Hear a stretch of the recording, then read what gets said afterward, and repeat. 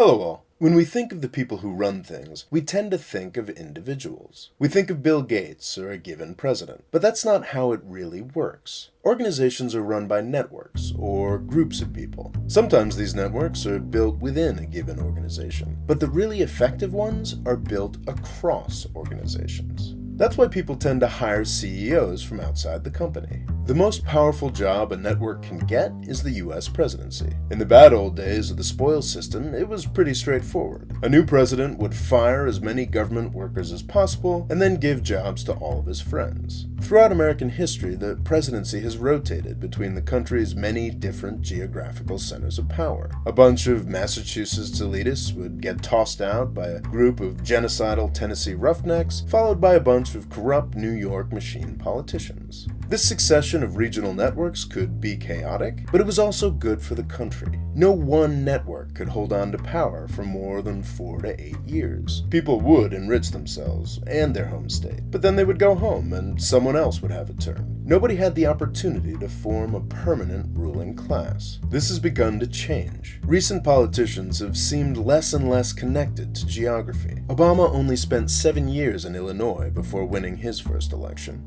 Clinton barely made it a year in New York before becoming a senator from that state.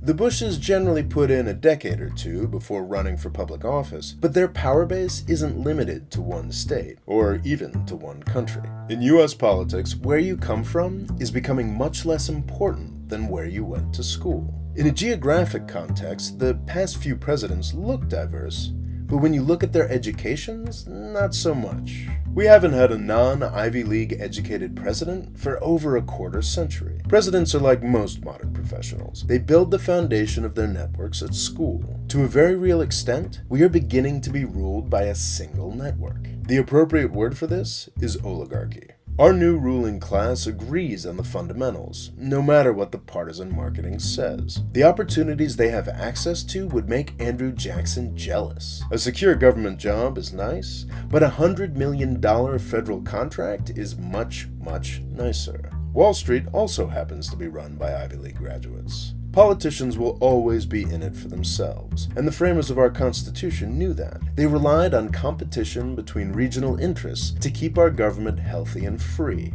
That competition is pretty much over. Thanks for watching. Please subscribe, and if you want to help me make more videos like this one, please click on the Patreon link here to find out how.